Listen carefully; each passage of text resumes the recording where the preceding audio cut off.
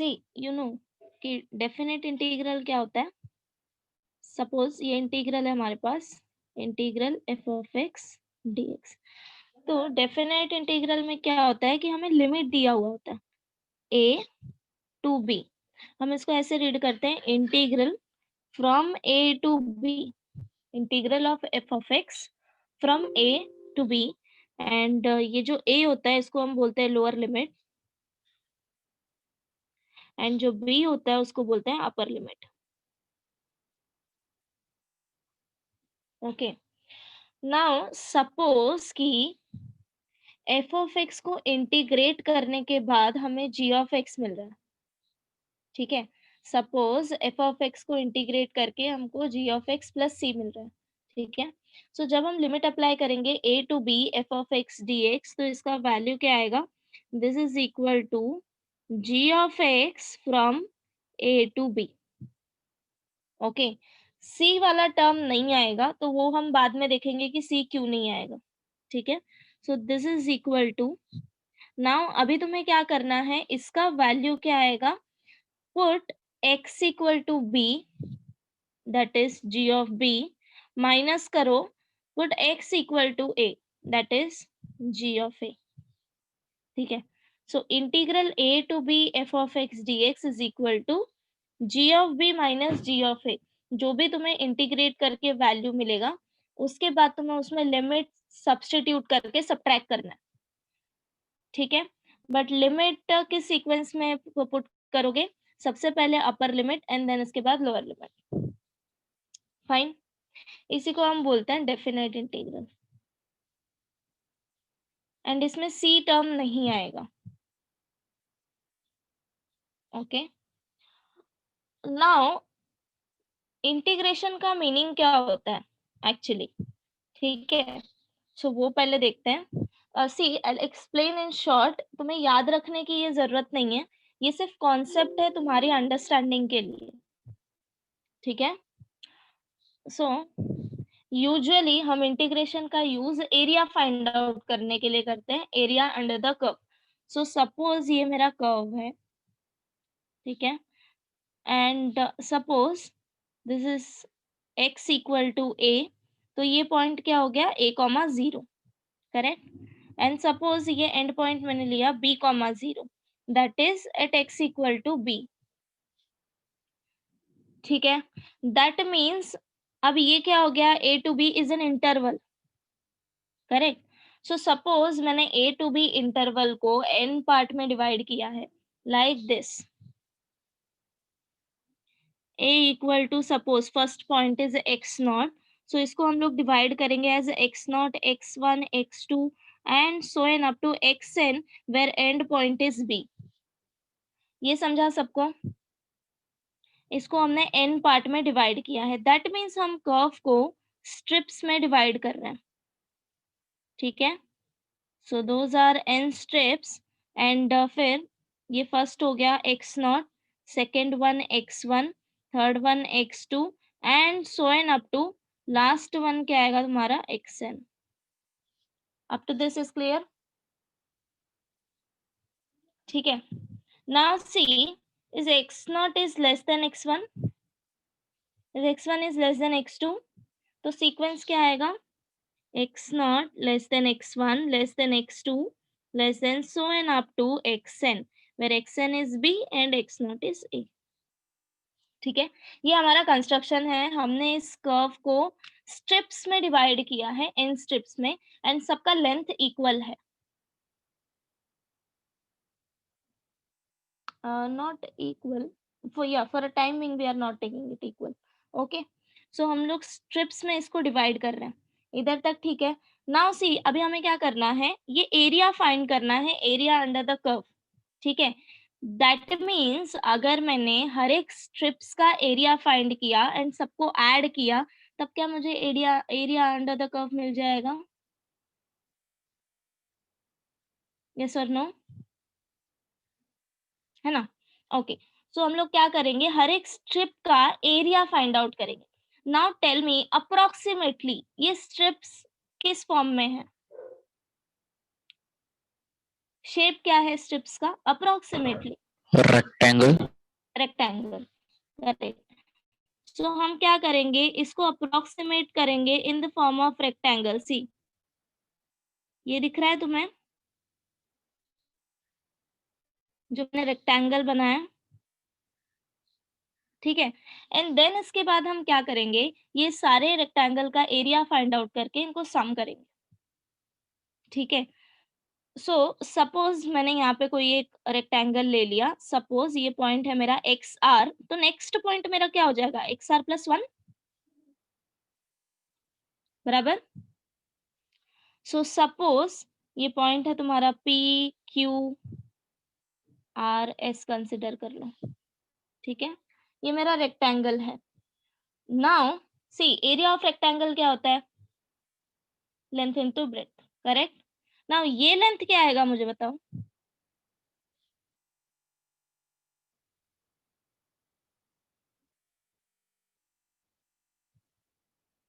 No no, मैंने अभी तक लेंथ बताया नहीं है। हमने इसको जब पार्ट में हम इसको डिवाइड कर रहे थे, मैंने ये नहीं बताया है कि इसका लेंथ 1 है, सो हम इसको 1 नहीं ले सकते। See, this point is x r, this point is x r plus 1, so length क्या हो जाएगा,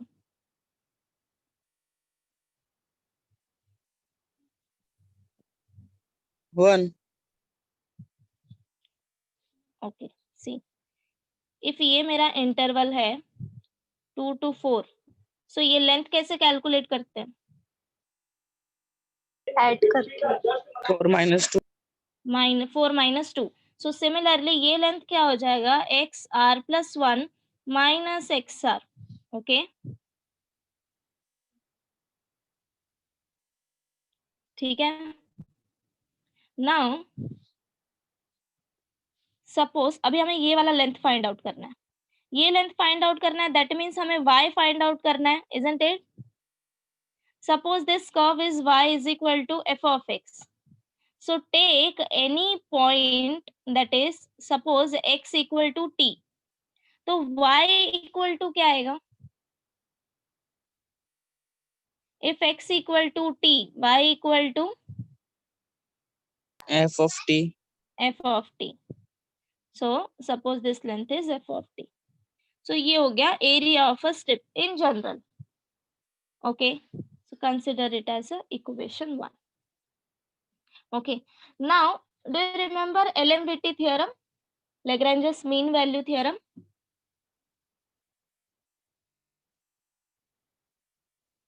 yes or no? कौन सा miss? Lagrange's mean value theorem हमने एप्लीकेशन ऑफ डेरिवेटिव्स में किया। यस।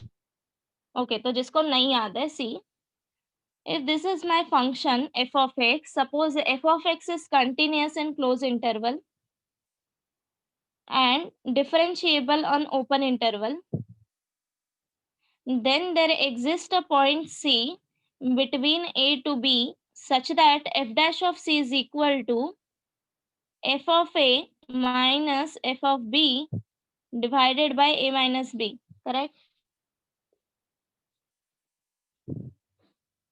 ठीक है। Yes, ma'am. या सो सेम लॉजिक हम लोग यहाँ पे अप्लाई करेंगे। सो अभी यहाँ पे मेरा इंटरवल है x r comma x r plus 1, okay, and function मैंने लिया है जी, ठीक है, फंक्शन इज जी। नाउ तो क्या आएगा वैल्यू मेरा, g of x r plus 1 minus this is f of b minus a upon b minus a, p minus, हाँ। so yeah, so g of xr plus 1 minus g of xr divided by xr plus 1 minus xr is equal to, now this is equal to f of, suppose हमने t पे लिया है, so suppose c is equal to tr consider किया है, so this is equal to f of tr, is it fine? Yes. Now अभी क्या करना है, इसको इस साइड लेके जाओ, g of x r plus 1 minus g of x r is equal to x r plus 1 minus x r f of t r, okay, इसका हम यूज करेंगे to approximate area. Now see, this is equation 2. Approximation of area is equal to क्या आएगा, सम आएगा. हमने जो ये area find out किया है हम सबको ऐड करेंगे, ठीक है. So summation of x r plus 1 minus x r f of t r. Now ये आर का वैल्यू चेंज होता जाएगा जैसे जैसे हम यहाँ पे स्ट्रिप चेंज करते जाएंगे, बराबर. सो आर कहाँ से कहाँ तक रन होगा, r equal to 0 to r equal to n minus 1. Why n minus 1? Because जब तुम n माइनस 1 यहाँ पे सब्सटीट्यूट करोगे तो वैल्यू क्या आएगा, xn minus xn minus 1. So that's it, हमारे पास n तक वैल्यू है. So that's why r equal to 0 to n minus 1. Okay, now this is equal to summation r equal to 0 to n minus 1. And see हमने यहाँ पे value find out किया है. This is equal to g of x r plus 1 minus g of x r. ठीक है. Now अभी ये summation expand करो. दिस इज इक्वल टू, जब तुम r इक्वल टू 0 सब्सटीट्यूट करोगे तो पहला वैल्यू क्या आएगा, g of x 1 minus g of x naught, correct, plus now substitute r equal to 1 तो ये क्या हो जाएगा, g of x 2 minus g of x 1, correct. Similarly so n up to plus g of, now substitute n minus 1 तो ये last term आएगा g of xn minus g of xn minus 1. Okay, now see g of x1 cancel हो जाएगा. Similarly g of x2 cancel हो जाएगा. And up to this ये g of xn minus 1 cancel होगा, ठीक है. Even तुम इसके आगे वाले टर्म भी एक्सपांड करके देख सकते हो. सो फाइनली तुम्हें मिलेगा g of xn minus g of x naught, and xn is nothing but b, x naught is nothing but a, so this is equal to g of b minus g of a. And you know this g of b minus g of a is equal to integral a to b f of x dx, correct. So that means this is a to b f of x dx, which is nothing but approximation of area. Is it clear? समझा अभी कि approximation of area integral क्यों आता है? See, ये सिर्फ concept है, तुम्हें याद रखने की जरूरत नहीं है, सिर्फ समझ के लो, ये एग्जाम में नहीं आएगा, ठीक है. एक बार पूरा पेज दिखाइए ना. सी हमने स्टार्ट यहाँ से किया था. क्या करना है, सबसे पहले कर्व को डिवाइड करना है स्ट्रिप्स में. देन इसके बाद हमने स्ट्रिप्स का एरिया फाइंड आउट किया था. Then use LMVT theorem, and then approximation of area is sum of all the area of strips. Miss नाम क्या बताया आपने थ्योरम का? Lagrange's mean value theorem. Okay ma'am. So this part is clear. Hello ma'am, starting का introduction कैसे repeat करा देते हैं? Introduction Yes. see हमने कुछ भी नहीं किया है, सिर्फ I told that if what is a definite integral, हम जस्ट लिमिट अप्लाई करते हैं यहाँ पे a to b. So a is your lower limit, b is your upper limit. Then suppose कि f of x का integration g of x मिल रहा है मुझे, तो हम डेफिनेट इंटीग्रल कैसे फाइंड आउट करेंगे, g of x में बस हम लिमिट अप्लाई करेंगे a to b. That means अब क्या करना है, एक बार x equal to b substitute करो ये पूरे gx में, तो मुझे क्या मिलेगा, g of b. सब्ट्रैक्ट करो x equal to a substitute करके जो वैल्यू मिलेगा, ये हो गया definite integral. Then I said explain कि इंटीग्रेशन एरिया कैसे होता है, ठीक है, इतना ही बताया. Okay, ma'am, thank you. Now see कैसे नहीं आता है डेफिनेट इंटीग्रल में, सो वो देखते हैं. So this is nothing but your fundamental theorem of integral calculus. ठीक है,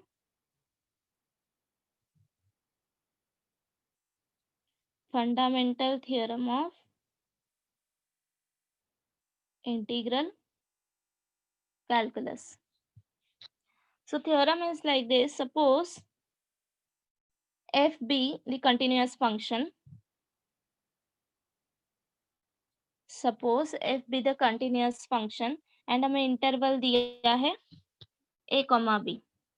ठीक है, so if integral of f of x dx is equal to, if integral of f of x dx equal to g of x plus c, so then integral a to b f of x dx is equal to g of x a to b. ठीक है, this is fundamental theorem of integral calculus. Now see, c क्यों cancel हो जाता है? Since a to b f of x dx is equal to g of x plus c, take it as c a to b. ठीक है, now this is equal to, अब एक एक करके b का वैल्यू सब्स्टिट्यूट करो, then a का value substitute करो एंड देन सबट्रैक्ट करो, तो ये क्या आएगा g of b plus c minus g of a plus c. So this is equal to g of b plus c minus से bracket open करो g of a minus c. See ये constant term जो है ये दोनों में same रहेगा, सिर्फ फंक्शन का वैल्यू चेंज हो रहा है, हम सिर्फ फंक्शन में लिमिट सब्स्टिट्यूट कर रहे हैं, कांस्टेंट तो सेम आएगा, करेक्ट. सो ये c सब्ट्रैक्ट हो जाएगा. Now this is equal to g of b minus g of a. ठीक है,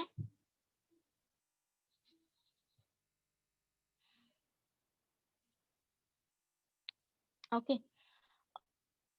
नाउ जो 4.1 है तुम्हारा, 4.1 ओमिटेड है, definite integral in terms of limit sum, वो ओमिटेड है. ठीक है, तो वो नहीं करेंगे हम, डायरेक्टली आगे का करेंगे अभी. नाउ सबसे पहले कुछ सम्स करेंगे with these limits and then उसके बाद properties.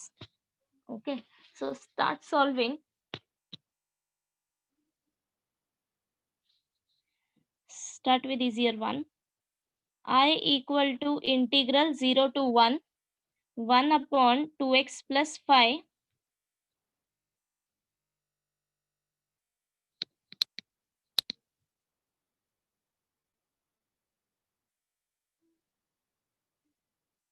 done.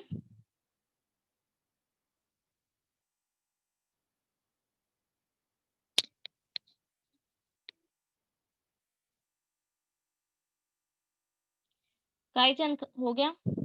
Okay, now come to this question.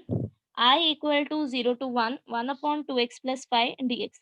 See, integration same process use करना है सॉल्व करने के लिए जो हमने लास्ट चैप्टर में किया है, सिर्फ एंड में तुम्हें लिमिट अप्लाई करना है. ठीक है, so this is equal to, अब इसका इंटीग्रल क्या आएगा, ये इजी है, 1 upon 2x plus 5, integral of 1 upon x is log of mod of x. Correct, so ये क्या आएगा, log of mod of 2x plus 5. Now अब क्या करना है, तुम्हें लिमिट अप्लाई करना है from 0 to 1.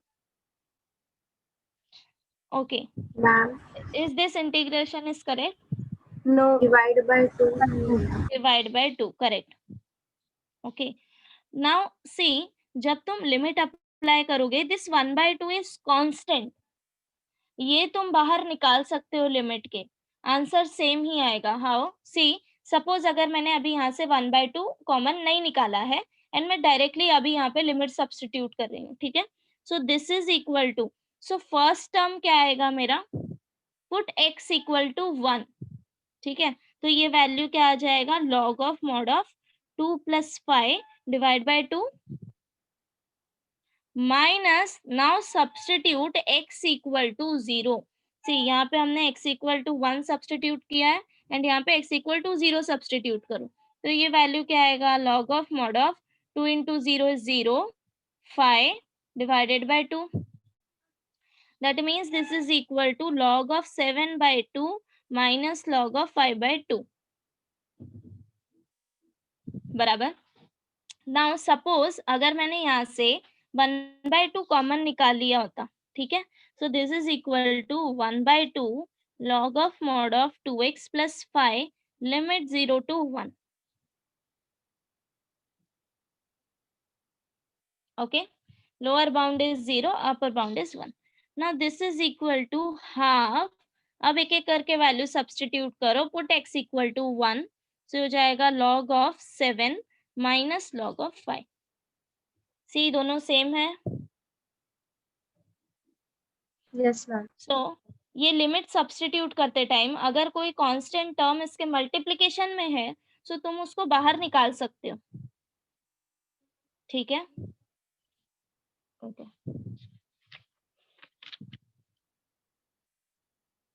Do this.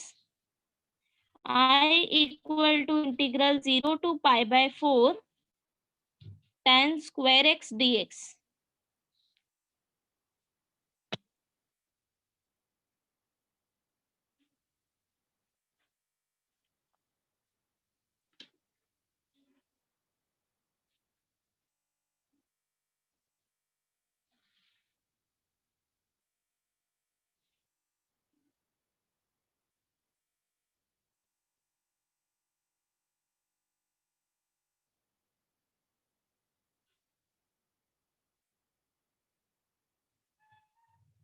Okay, अभी देखो यहाँ पे tan square x, you know this, हम डायरेक्टली इंटीग्रेट नहीं कर सकते, बराबर. सो सिंप्लीफिकेशन इसका क्या आएगा, this is equal to 0 to pi by 4 या sec square x minus 1 करें dx. इसके बाद हम क्या करते हैं, इंटीग्रेशन सेपरेट करते हैं, बराबर. so this is equal to integral 0 to pi by 4 sec square x dx minus integral 0 to pi by 4 dx. okay, now see अभी लिमिट दो बार ही अप्लाई होगा, first one for this integral and second for this integral. Now this is equal to sec square x integral क्या आएगा, tan x, correct. so tan x from 0 to pi by 4 minus integral of dx is x from 0 to pi by 4. so use brackets properly. now अभी ये वाला term देखो, अभी यहाँ पे हम क्या करेंगे, पहले x equal to pi by 4 substitute करो minus then x equal to 0 substitute करो, तो ये क्या हो जाएगा, tan pi by 4 minus tan 0. ये हो गया for this term. Minus here also substitute x equal to pi by 4 then x equal to 0, तो ये क्या हो जाएगा, pi by 4 minus 0. now this is equal to 10 pi by 4 is 1 minus 10 0 is 0 minus pi by 4, so which is equal to 1 minus pi by 4. is it clear?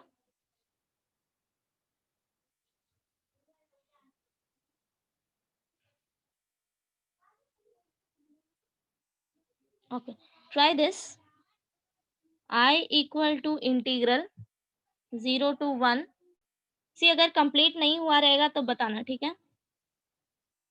अगर complete हो गया so do this. Integral 0 to 1 1 upon square root 1 plus x plus square root of x dx.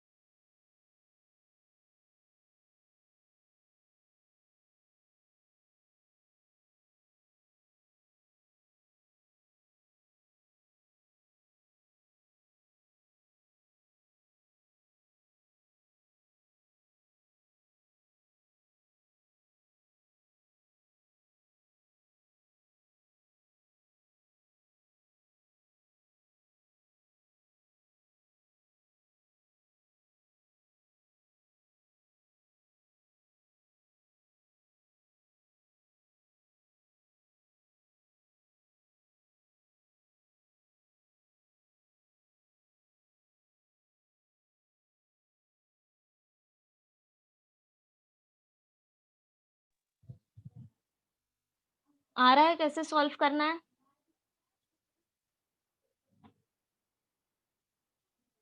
Tell me simplify कैसे करोगे? सी पहला step है integration, तुम्हें solve करना आना चाहिए, तभी तुम इसमें लिमिट अप्लाई कर सकते हो। सो दोस्त जिनको अभी तक इंटीग्रेशन नहीं आ रहा है, प्लीज डू प्रैक्टिस, अदरवाइज ये चैप्टर भी नहीं होगा।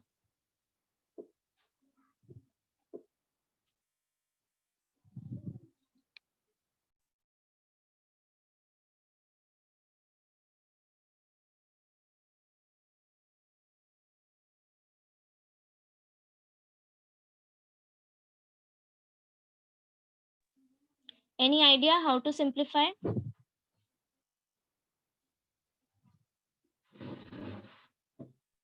मैम कॉन्जुगेट ले सकते हैं? हाँ ले सकते हैं, कॉन्जुगेट से ही सॉल्व करो, उससे ही हो जाएगा। बिकॉज सी अभी हम इसको फर्दर सिंप्लीफाई नहीं कर सकते, ना ही हम न्यूमरेटर एडजस्ट कर सकते हैं, करेक्ट। अगर ये सिंपली हमारे पास ऐसा होता integral 1/1 plus root x dx, ठीक है, तो हम यहाँ पे एडजस्ट कर लेते plus root x minus root x, correct. But अब यहाँ पे एडजस्टमेंट भी नहीं हो सकता बिकॉज हमारे पास दो टर्म है। तो क्या करना है, सिंपली कॉन्जुगेट लेके ट्राई करो। तो this is equal to 0 to 1 1 / square root 1 plus x plus root x into root of 1 plus x minus root x upon root of 1 plus x minus root x dx. Now simplify this. Hello. हाँ बोलो।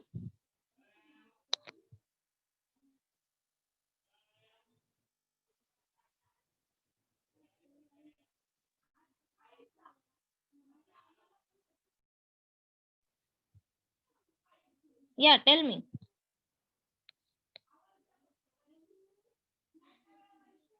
No ये exercise का नहीं है शायद। सी मैंने अभी तक एक्सरसाइज स्टार्ट नहीं की है। क्या हो गया है कि ये जो तुम्हारा न्यू टेक्स्ट बुक है ना, तो इस डेफिनेट इंटीग्रल में दो ही एक्सरसाइज है। First one is 4.1 and then 4.2। 4.1 तो ओमिटेड है, बट इन 4.2 सारे प्रॉपर्टीज इन्होंने मिक्स करके सम्स दिए हैं, ठीक है। तो अगर मैंने डायरेक्टली 4.2 से स्टार्ट किया तो सब कुछ मेसअप हो जाएगा।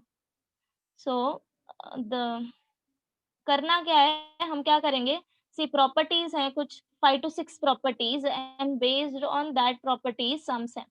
तो हम पहले प्रॉपर्टीज करते जाएंगे एंड बेस्ड ऑन दैट हम सम सॉल्व करेंगे फॉर योर प्रैक्टिस, ठीक है। अगर सब कुछ एक साथ मैंने जंबल किया तो मेसअप हो जाएगा।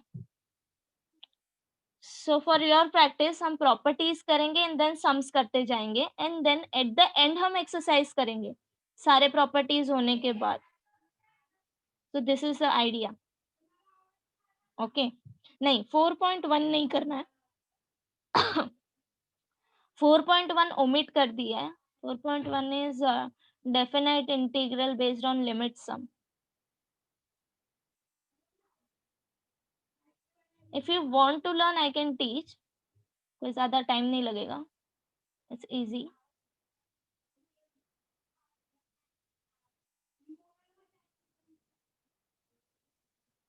टेल मी इसका वैल्यू क्या आया?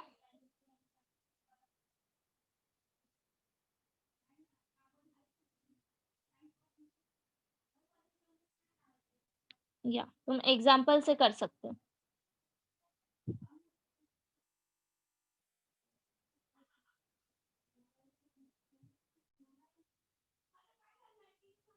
हुआ ये सॉल्व आगे? Yes ma'am. क्या आया value?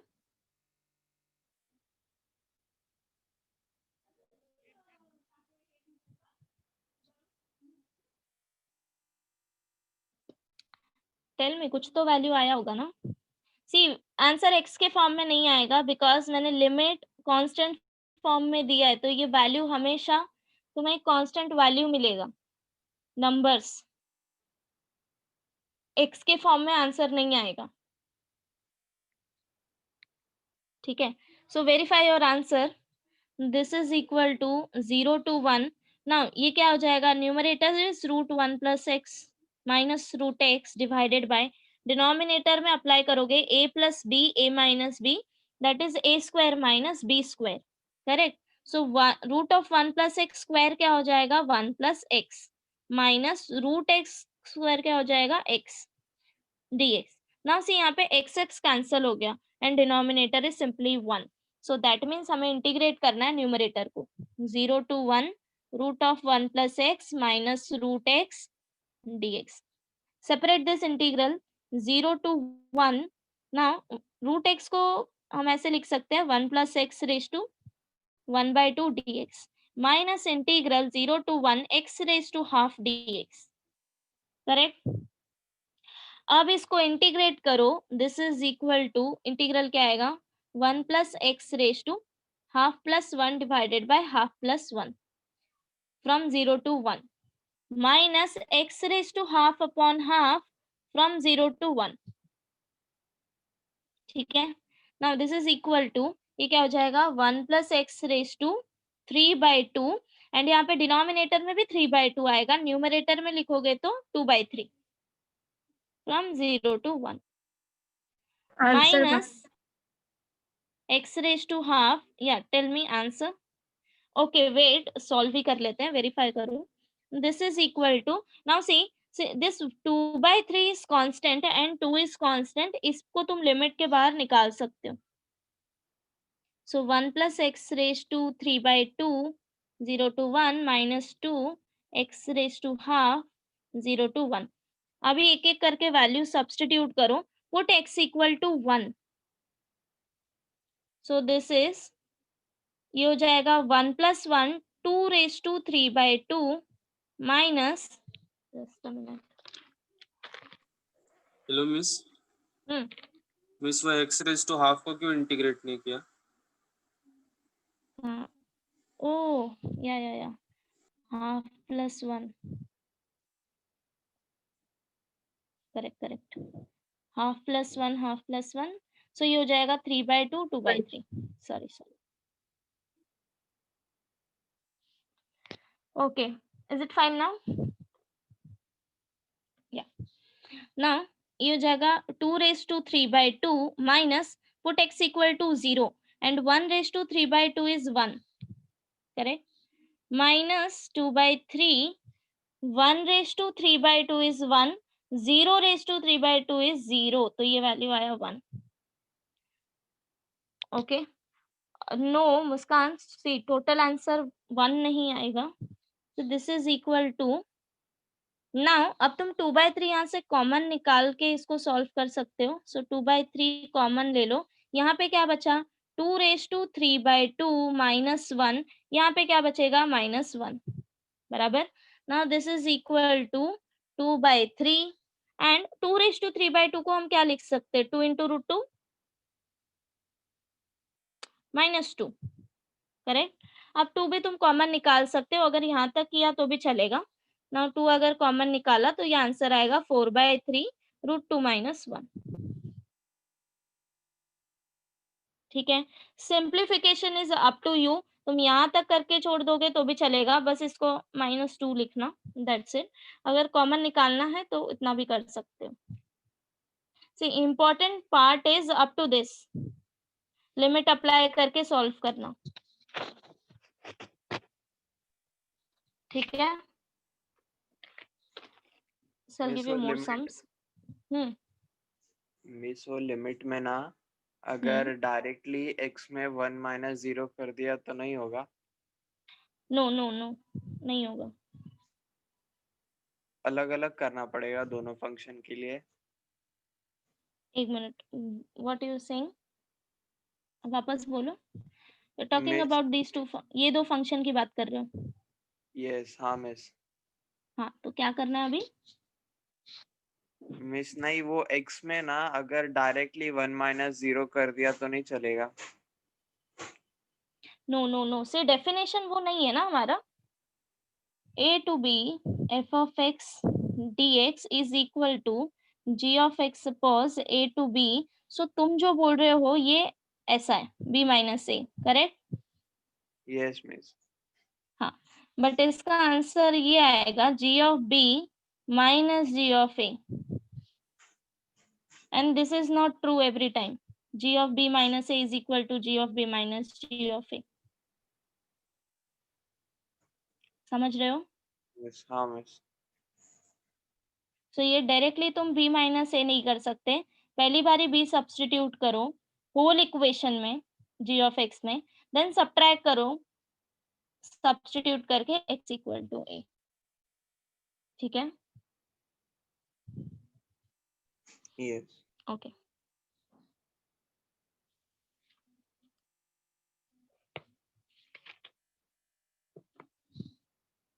I equal to integral 0 to pi by 4 square root of 1 plus sin 2x dx।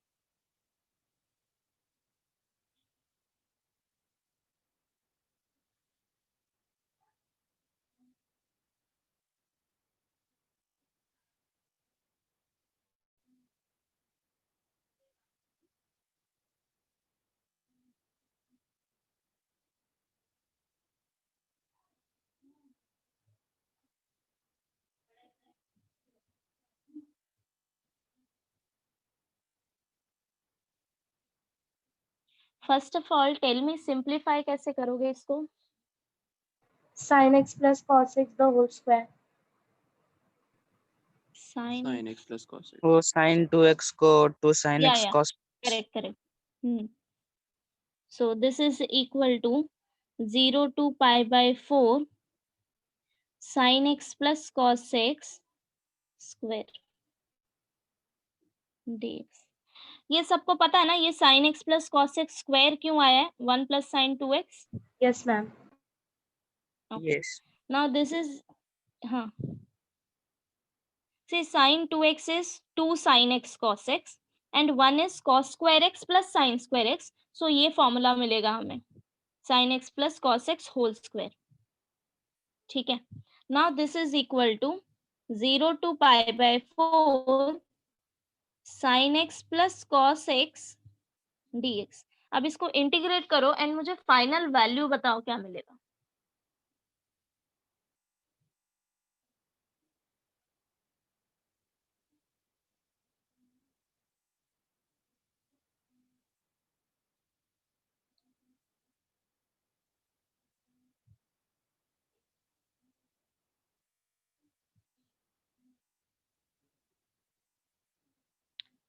नहीं अमन, चेक कर वापस।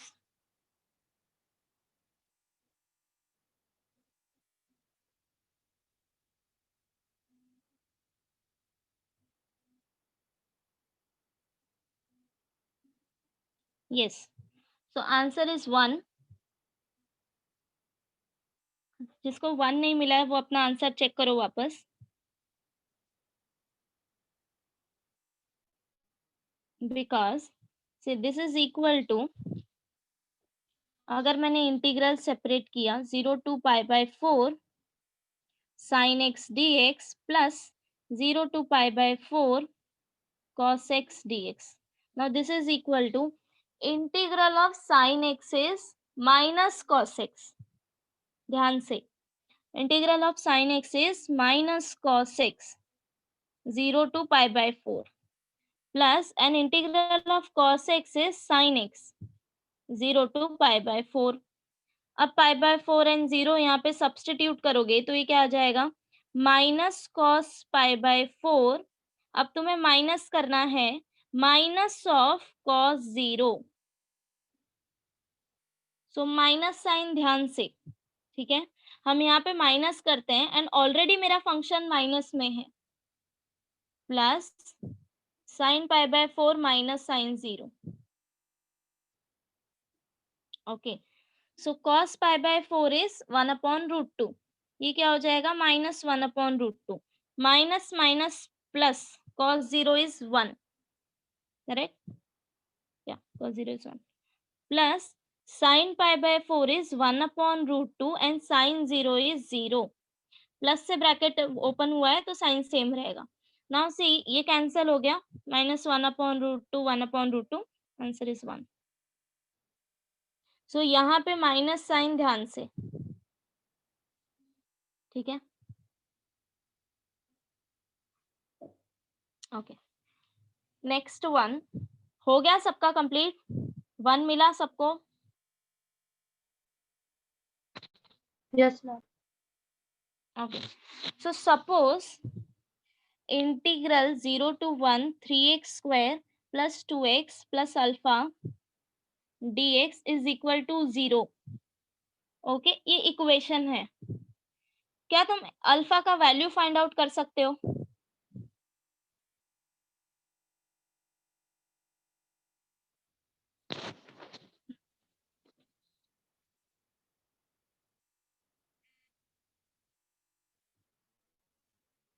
क्या करना है अभी? सिंपली इंटीग्रेट करो एंड देन लिमिट सब्स्टिट्यूट करो. RHS इज 0, LHS तुम्हें अल्फा के फॉर्म में मिलेगा and then find out value of alpha.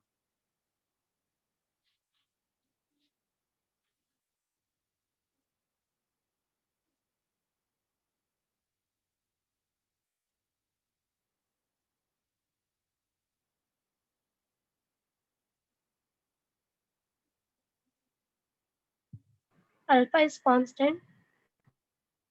हाँ, alpha is constant.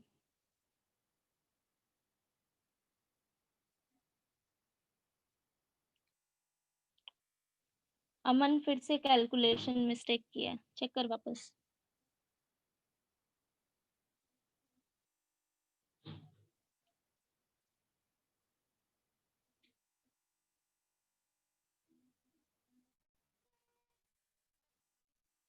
Yes, -2.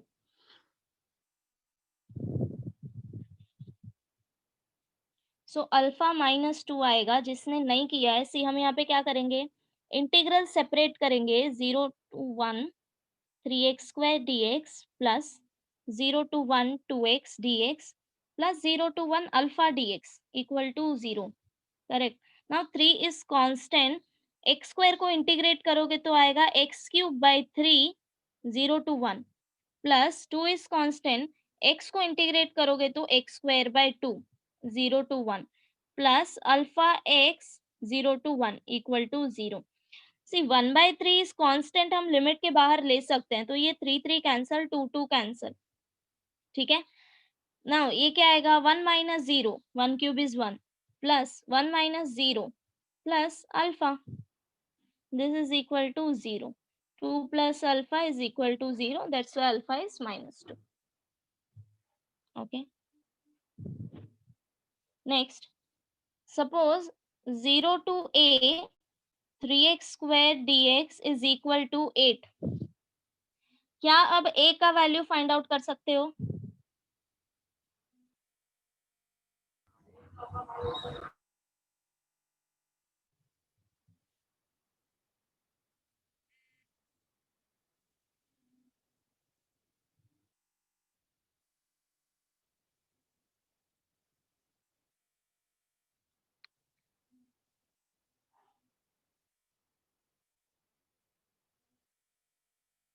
Yes, 2 correct. मिला सबको a equal to 2? Yes, ma'am. Fine.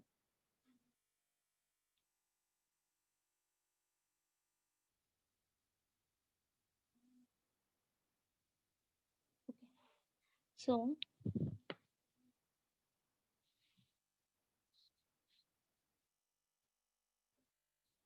I equal to 0 to 2 1 upon 4 plus x minus x square dx.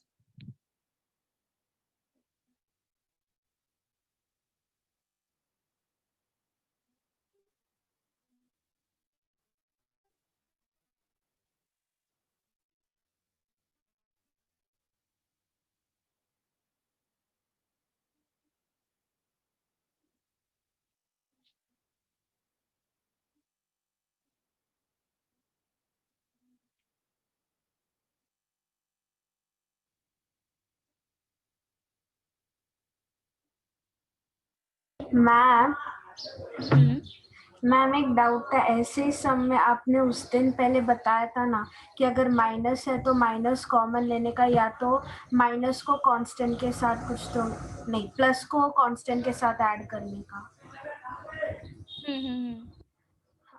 वो okay, नहीं। So what, नहीं समझ आया। सी, denominator is quadratic equation. अगर ये ऐसे होता simply 0 to 2 1 upon x square plus x plus 4 like this suppose, ठीक है। सो हम जनरली क्या लेते हैं, एक्स स्क्वायर का कोएफिशिएंट हम 1 कंसीडर करते हैं, बराबर ना। अभी हमारा उस फॉर्म में है, तो इस केस में हम क्या करते हैं, जब हम थर्ड टर्म फाइंड आउट करते हैं तो यहाँ पे थर्ड टर्म क्या आएगा, हाफ स्क्वायर दैट इज 1/4। ये 1/4 हम यहाँ पे ऐड एंड सब्ट्रैक्ट करते हैं, करेक्ट। नाउ अगर तुमने नोटिस किया होगा a plus b whole square, this is equal to a square plus 2ab plus b square, and in a minus b whole square a square minus 2ab plus b square। so इसमें minus हो या plus हो, sign change सिर्फ किसका होता है, ये middle वाले टर्म का 2ab, करेक्ट। हाँ a हमारा हमेशा पॉजिटिव रहेगा। तो उस हिसाब से अगर तुम्हें यहाँ पे फॉर्मूला फॉर्म करना है, दैट मीन्स ये जो तुम थर्ड टर्म कंसिडर कर रहे हो, ठीक है, तो ये एक्स स्क्वायर प्लस एक्स के साथ तुम्हें हमेशा पॉजिटिव टर्म चाहिए, बराबर। उस तभी तो हमारा a प्लस बी स्क्वायर या फिर a माइनस बी स्क्वायर आएगा।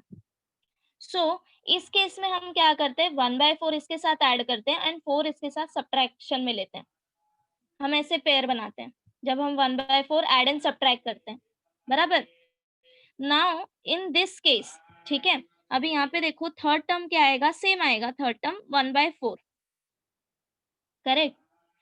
अब अगर मैंने यहाँ पे 1/4 ऐड किया, this is equal to, add and subtract करो, 0 to 2 1/4, सो दिस इज, अब तुम्हें क्या करना है, ये जो 1/4 है ये एडिशन इसके साथ लेना है एंड सब्ट्रैक्शन इसके साथ लेना है। हम क्यों ऐसा कर रहे हैं,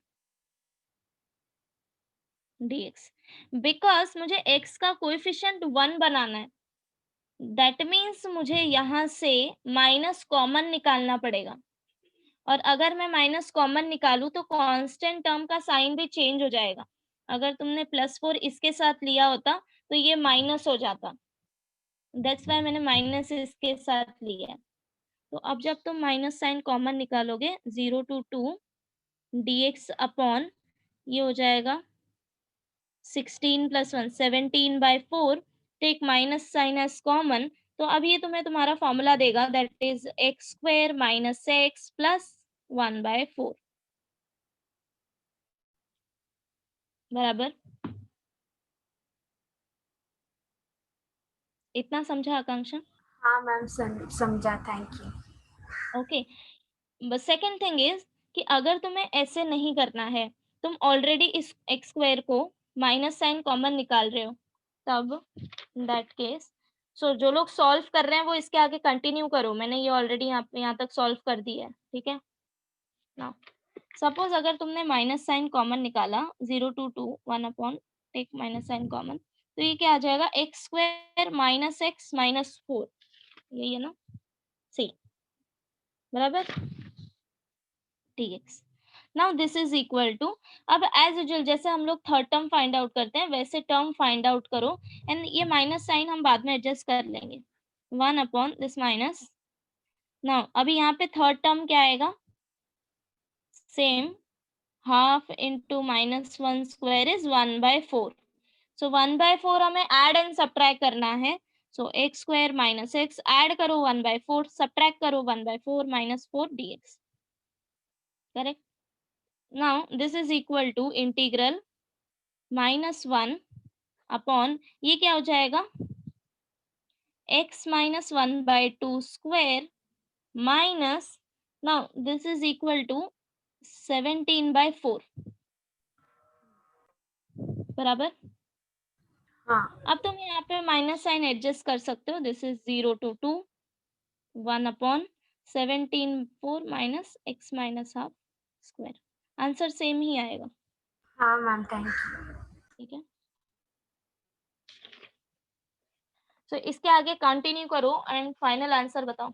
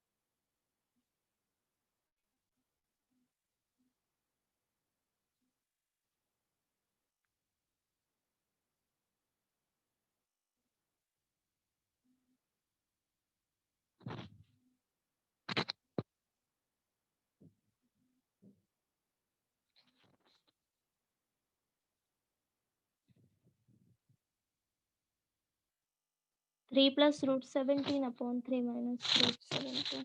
सी आंसर लॉग के फॉर्म में आएगा,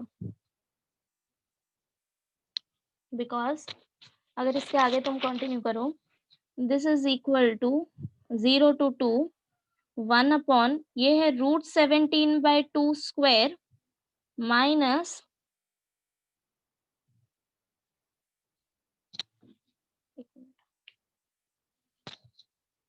x minus half square dx।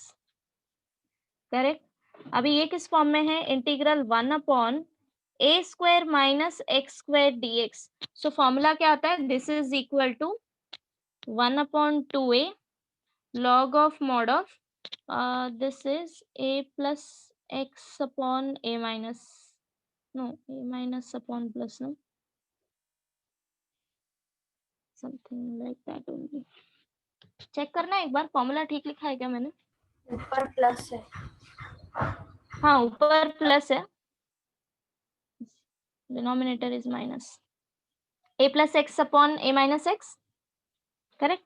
so this Yes, is sir. equal to 1 upon 2a, a is root 17/2, so 2 यहाँ से कैंसिल हो जाएगा, ठीक है। log of mod of a plus x upon a minus x, that means root 17/2 plus x minus half divided by root 17/2 minus से अब bracket open करो x plus half, and यहाँ पे हम लिमिट अप्लाई करेंगे 0 to 2। ये तो constant term है तो इस पे तुम लिमिट नहीं अप्लाई करो चलेगा, तो ये 2 कैंसिल हो जाएगा। This is equal to 1 upon root 17 log of mod of, पहले ये सिंप्लीफाई कर लो थोड़ा एंड देन उसके बाद इसमें लिमिट सब्स्टिट्यूट करो, तो ये वैल्यू क्या आ जाएगा, अगर तुम इसको सिंप्लीफाई करो, सो 2 से मल्टीप्लाई, ओके 2 से मल्टीप्लाई करो in both numerator and denominator, तो ये क्या हो जाएगा, root 17 plus 2x minus 1 divided by root 17 minus 2x plus 1। See check करो, अगर मैंने न्यूमरेटर एंड डिनोमिनेटर दोनों में 2 से मल्टीप्लाई किया, सो यहाँ पे 2 कैंसिल हो जाएगा, यहाँ पे 2 मल्टीप्लाई होगा, अगेन यहाँ पे 2 कैंसिल हो जाएगा, similarly in denominator, so we'll get this from 0 to 2। अब ये लिमिट सब्स्टिट्यूट करो, this is equal to 1 upon root 17 put x equal to 2, तो ये क्या आएगा, log of mod of root 17 plus 4 minus 1, that is मैं डायरेक्टली लिख रही हूँ, ठीक है, 3 रूट 17 2 सब्स्टिट्यूट करो डिनोमिनेटर में, तो क्या आएगा, minus 4 plus 1 that is -3। Okay ये हो गया for x equal to 2। Now substitute x equal to 1 and then subtract करो, तो हो जाएगा log of mod of root 17 x equal to 0, that means root 17 minus 1 x, एक मिनट, हाँ, and this is plus 1।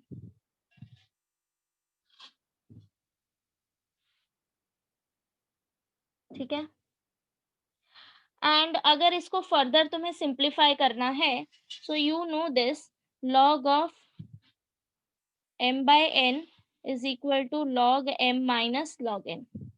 So ये क्या हो जाएगा, this is equal to 1 upon root 17 log of mod of this root 17 plus 3 divided by root 17 minus 3. ये हो गया तुम्हारा m divided by n. That means अगर ये डिवीजन में आएगा, हम इसको मल्टीप्लिकेशन में लिखेंगे तो ये क्या हो जाएगा, चेंज हो जाएगा, न्यूमरेटर डिनोमिनेटर में, डिनोमिनेटर न्यूमरेटर में. So root 17 plus 1 upon root 17 minus 1. ये समझा सबको?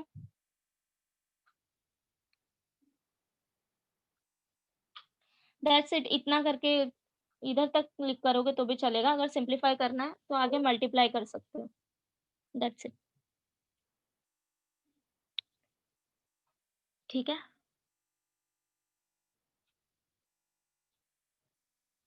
Okay. Now, see, I'll just take 2-3 minutes extra.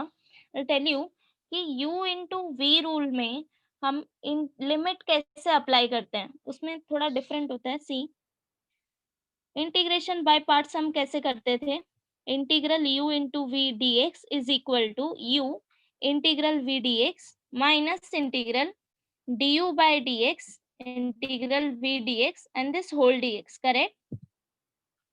ये था इंटीग्रल बाय पार्ट्स. हम v को इंटीग्रेट करते थे एंड u को डिफरेंशिएट करते थे. सपोज अभी यहाँ पे हमें लिमिट अप्लाई करना है. ठीक है. सो मैं एक एग्जांपल लेती हूँ.